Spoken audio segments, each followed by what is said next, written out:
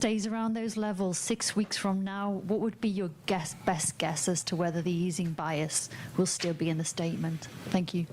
I wouldn't want to guess. Well, first of all, we're going to have new leadership in all likelihood by then, and new leadership's going to have a very important role to play in that. So I won't be standing here at this podium to answer your question. So I don't know. As I mentioned, that's all I can really say is that we had a great discussion about that today. It's gotten to be a better question in the interim period. We had the discussion. A majority are still on the page of not feeling the need to move to that level, and that's where I am.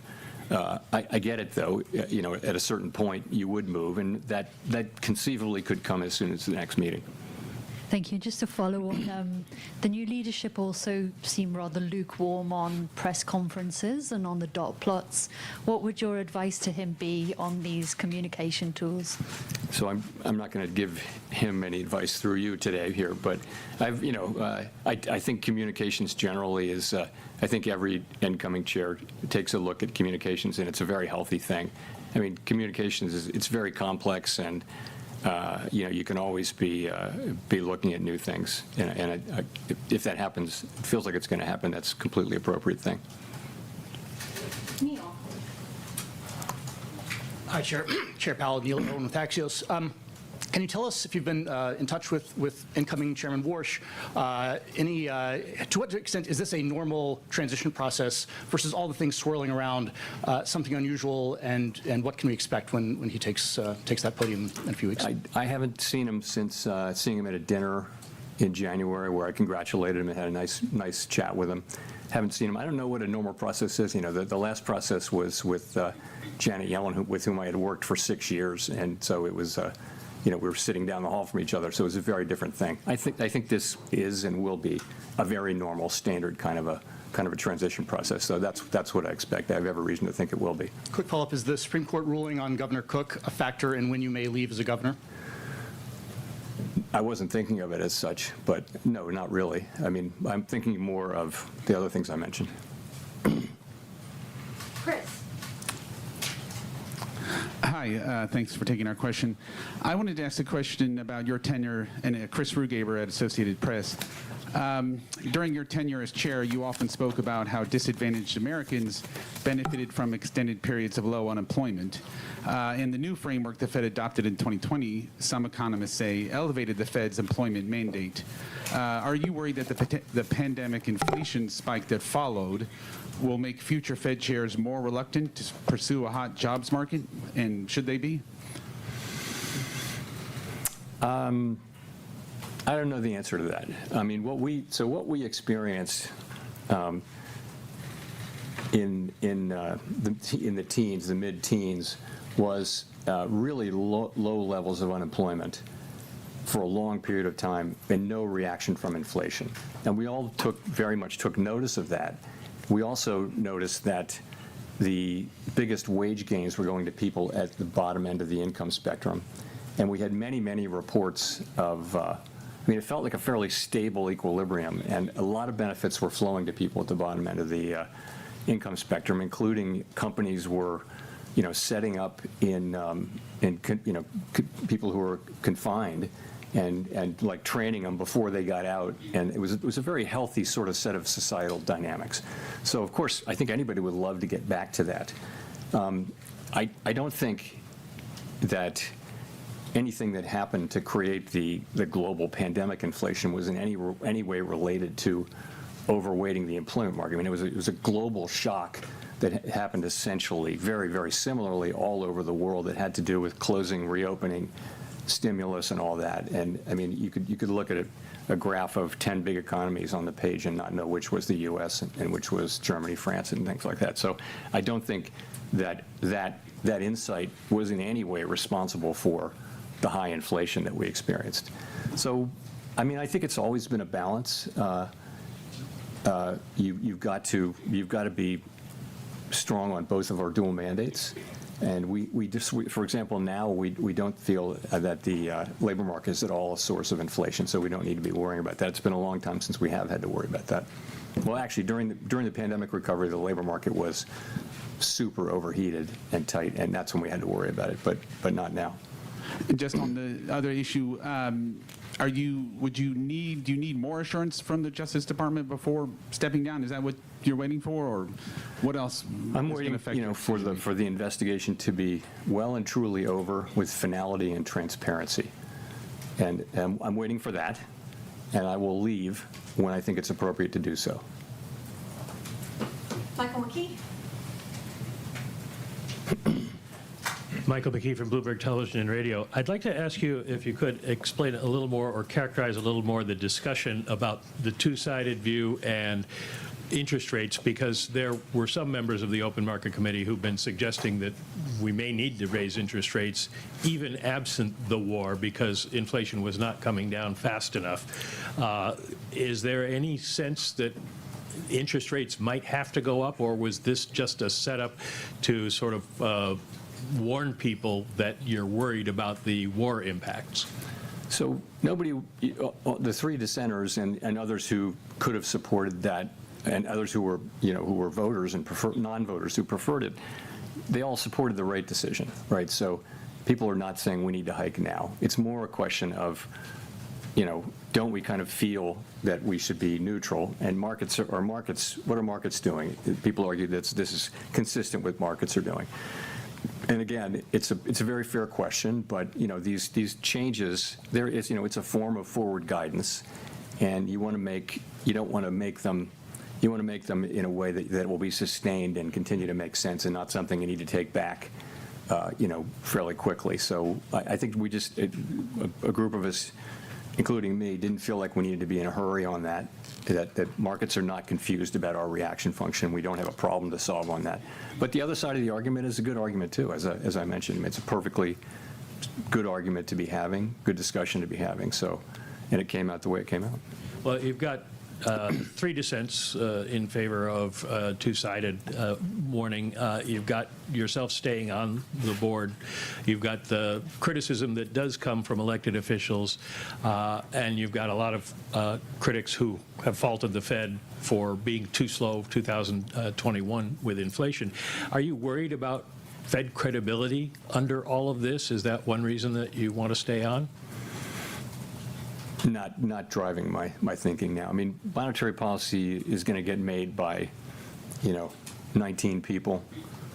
There's a lot of stability there. I mean, if you think about it, every new Fed chair has the same situation, which is you've got 18 colleagues on the FOMC, 11 of them vote during any year, and your job is to create consensus.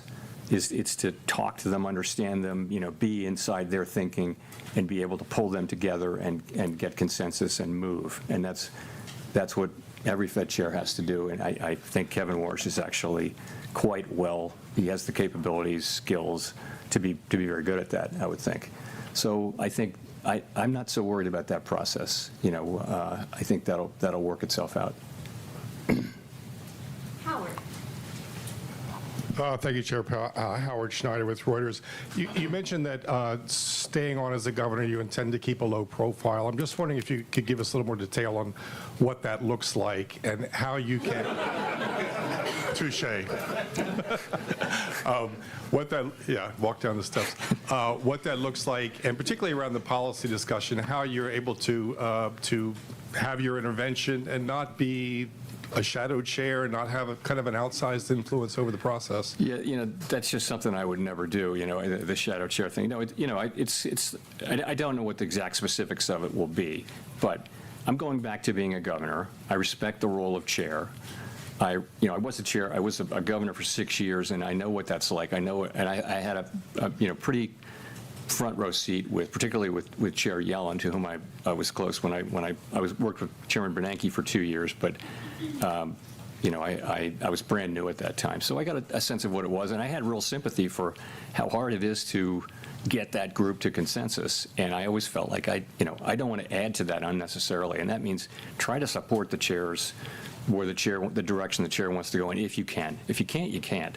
And I think that's the way it's always worked there, because the chair only has one vote, plus the ability to develop consensus. And if people won't be, they won't, if they're not flexible at all, then how do you ever do that? And so that's why the authority the chair has really is to develop relationships with people and work with them, and then put something forward that has consensus. And I propose to be a very constructive participant in that process, really out of respect for the office of the chair. And in your view as a soon-to-be governor, how do you see the risks of oil prices bleeding into core inflation in coming weeks? Because that was, it seems like the commentary that was coming from particularly some of the Reserve Bank presidents, they were elevated concerns about the bleed into core. And, here we are with 3 dissents now. What do you see as the prospect of a core inflation problem? Those prospects are real. Remember, though, they're real, and the real thing is we're going to have to wait and see. We're going to need to see. And the good news is we think our policy stance is in a very good place for us to wait and see. We're right kind of at the high end of neutral or perhaps mildly restrictive. The labor market shows more and more signs of stability, whereas inflation is kind of misbehaving. And so maybe a little bit of restriction or the high end of neutral is just the right place to be. So we can wait here and see how things work out before we act. And we'll see how much how much does come through into core. You see it already in airfares, of course, but you may see it in many other places. We just don't know yet, and it's so unknowable because how long will the strait be closed? You can develop any number of scenarios that you want, but we really won't know until we know. So fortunately, we're in a good place to wait and let things develop. Thank you. Thanks, Mr. Chairman. You started holding post-meeting press conferences for every meeting as opposed to the ones with just with SEPs. Can you talk about why you see that as a net positive? So we always said when we were doing quarterly press conferences, we always said we can move at any meeting, but we only ever moved at the quarterly SEP meetings where we had the press conference. So if you think about it, during the pandemic, we were moving like a lot at every meeting and sometimes between meetings, and doing that without a press conference, I think, would have been quite challenging. It's become the industry norm. It's the standard. I don't know whether that has to remain that way. I don't know. I mean, it's just something people have become used to, and I do think it's quite helpful to, I try to deliver a message on behalf of the committee rather than 18 other people going out and delivering their message, and it's going to be all over the place because we do, thankfully, have widely disparate views. Okay, thanks. The other thing I wanted to ask about was the communications review from last year.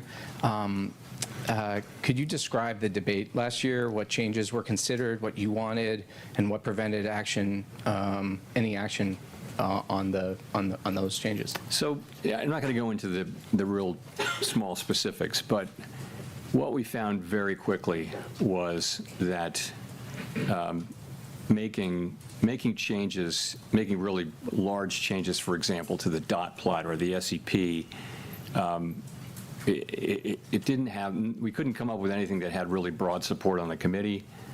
And so we just moved on. We didn't really do as much on that as we might have. And I was never the world's biggest fan of the dot plot, but you can't beat something with nothing. And we've looked at a bunch of things, and it's something. Like I said, I think every new chair is going to look at our suite of communications, and think about what would be changes. We are the only major central bank that doesn't publish a forecast, and that's because we have a 19-person committee, and you try to do that at the board. That's hard. At the committee, that's hard.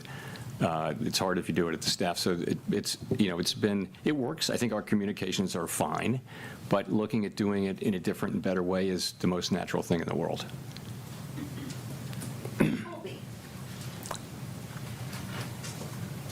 Thank you. Colby Smith with the New York Times. If I could follow up on Mike's question about hikes, are we right to assume that the hawkish outcome for the Fed is still one in which the committee just extends the pause in rate cuts? And to what extent is there a growing sense within the committee that monetary policy really isn't just restrictive at all right now? The economy is holding up relatively well despite this major energy shock. The unemployment rate has ticked lower. Inflation was moving sideways even before the war and is now moving higher. So where is the committee at on that debate? Where we're at is we think our policy rate is in a good place. If we need to hike, we will certainly signal that, and we will certainly do it. And if we need to cut, then, or if it's appropriate to cut, then we'll signal the opposite. I think because we feel like we're in a good place to move in either direction, nobody's calling for a hike right now. So it really is going to depend on how things evolve, and that's really where it is. As I mentioned, much closer question this cycle on changing the guidance, but ultimately we didn't. And as it relates to the war, at what point do you think the risk to growth will be larger than the risk to inflation as this conflict drags on? You just have to find that out empirically. Given our the fact that we're a big exporter of energy, and that our economy is far less energy intensive, oil intensive than it was during the 70s, the effects on the United States are really substantially less than those of Western Europe or Asia, who are feeling much greater effects from these things. The effects we're feeling in the current situation, currently, and in sort of what's priced in, which is a relatively quick outcome. If this goes on for much longer and prices go much higher, then we'll feel that much more. And of course, I'm talking about aggregate inflation numbers. We're very well aware that people are experiencing higher gas prices all over the country now, and that hurts. And those hikes may continue to happen. And other things are going to start to reflect airline fares I mentioned, and other products and services that are dependent upon petroleum and derivatives of petroleum. People are going to start to feel that. Edward. Thank you, Chair Powell. Edward Lawrence with Fox Business. So I guess I'll just ask you directly on this. The markets don't see a rate cut at all this year, is what they're predicting. Do you think that we are at the neutral rate? Why or why not? The neutral rate is we cannot know it with certainty. I think pretty close to the neutral rate. Yeah, I always had it between 3% and 4%. We're a little north of 3.5%, so that's well into